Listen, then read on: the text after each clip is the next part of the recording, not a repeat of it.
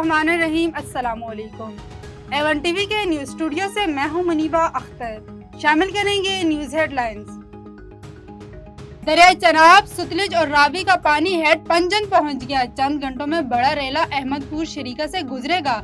बहावल नगर और बहावलपुर में बड़े सैलाब का खदशा। मुल्तान में हेड मोहम्मद वाला पर पानी का बहाव 5.25 लाख क्यूसेक।